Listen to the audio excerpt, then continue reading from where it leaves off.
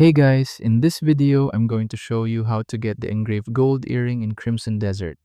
First things first, head to this side of the map. This spot is in the Lion Crest Manor, directly on the left of the city of Hernand. Once you're here, what you'll want to do is head towards right side of this manor. There will be 3 windows on this wall. You'll want to enter any of the 3 windows right here. Upon entering the window, you'll want to take the door on your left. There will be a strong box puzzle that you need to solve. To solve this puzzle, all you need to do is rotate the square pieces to complete the image. To make this simple, if you look closely, you'll notice orange lines on one side of the square pieces. Rotate them until it touches the outer frame of the strong box. Once solved, the box should open and there will be a chest inside containing the earring. This earring is one of the 3 best earrings that you can acquire in the game, along with the Witch's Earring and the Ancient Earring.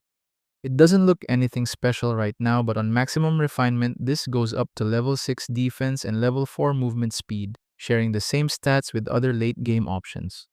If you're looking to get the best earring available, then this one is something that you don't want to miss. And that is how to get the engraved gold earring in Crimson Desert. Thank you so much for watching.